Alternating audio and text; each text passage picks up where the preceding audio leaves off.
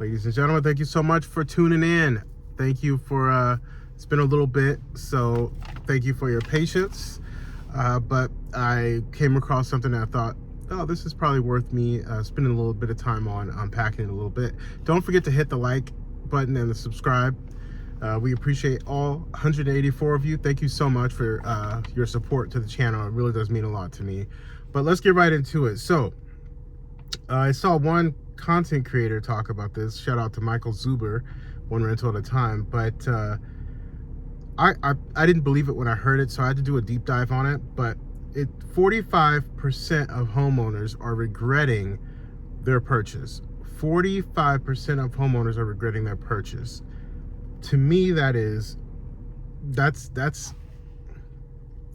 for lack of a better word, that is crazy and insane to me. It lets me know that I got more work to do on this channel in terms of educating audiences, and you would think at this point, with all the information out there on the internet, that this would not be the case, but here we are. So let's unpack it. So I found this a few snippets from this article. Redfin has a piece on it. A lot of different outlets had a piece on it. I think even NerdWallet, if I'm not mistaken, had a piece on it as well. But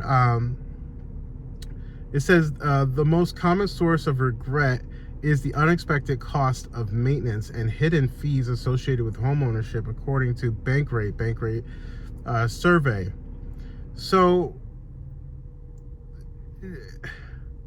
I'm gonna do another video in regards to this and do like a maintenance video, things that you should look out for, whether you're a homeowner, whether you're a investor, etc. Things that you want to have on the scheduled maintenance plan as far as like preventative maintenance, because preventative maintenance is going to be your best bet when it comes to not having regrets, right? First things first is, I think that when a bank tells you, a lender or someone tells you how much you can get approved for, never ever under any circumstances take it to the max, right? So if you are approved for easy math, let's just say $500,000, that does not mean that you go out and you find a $500,000 house or investment property. Try to keep that number as low as possible, especially in this type of an environment. You never want to max it out, because then you're just stretching yourself, right? That means less fun stuff, right? Because you'll be house poor, investment poor, so forth. And then you end up in the 45% of people who are just displeased with their purchase. So you want to be smart about it, right? Look at houses at 250, 300. Just try and stay within that range, or look at the payments, see what that's going to be. And most lenders can run that information for you and tell you what that's going to look like. But to just be out here willy-nilly buying houses or investment properties and not really doing the work is, honestly, it's just crazy to me. I don't even know what else to say it, especially with all the content out there. You guys, please share my videos. So please get the name out there if I can help people not feel this type of regret. Unexpected costs. So taxes are always going to be going up every year. Just even if it's not every year, every other year, just know taxes will go up. Even when they do a cost breakdown for you when you buy a house, the lender will shoot you out, hey, this is what we estimate your payment to be. Even that number, it will change once you get into the property and you get going, all that stuff. It's going to go up, right? Just always know that. And taxes generally go up 3 to 5%.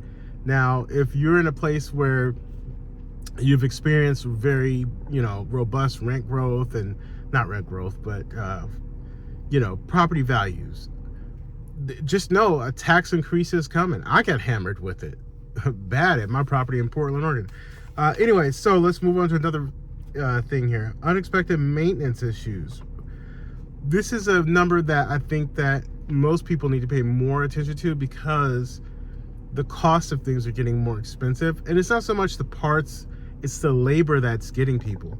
The labor is what is, I just had on one of my units, the heat exchanger or something like that go out.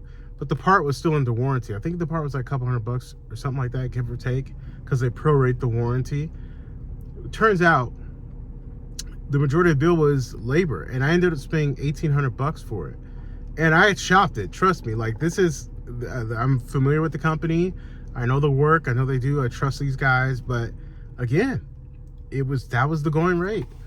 So just know maintenance costs are going to get you. Just had a plumber had to come out, $500. I think it came out to be like $4 something, but still, you get my point.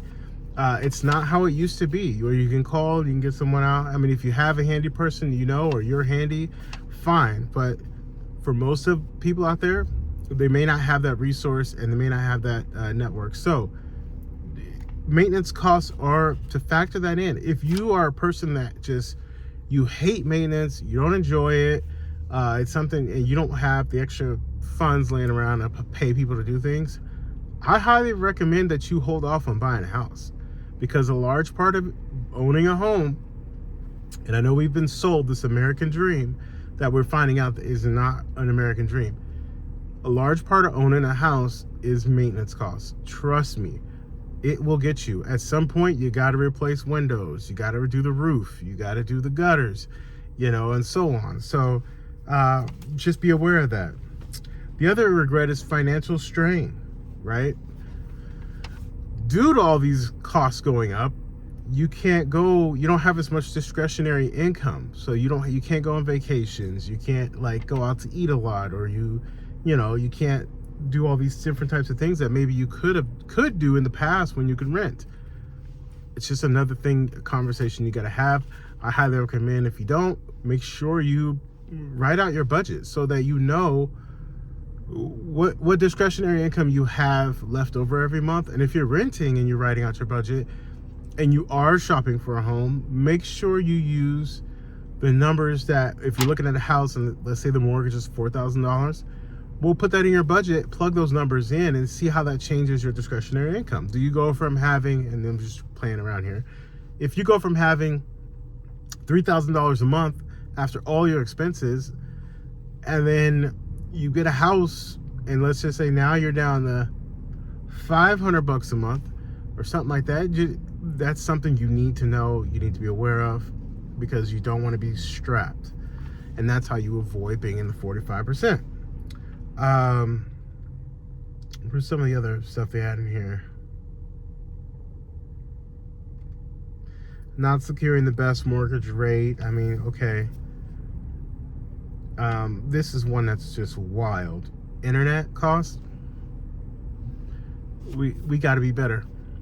We got to be better. We got to get the channel up, and I gotta help educate the people, because you don't want to buy a house if you are worried about the cost of internet.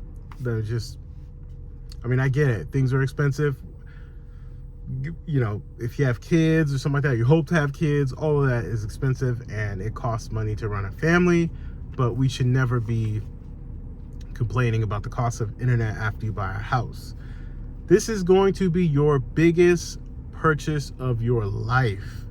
Please take more time. Don't feel rushed. Don't feel panicked. Oh, sorry about that.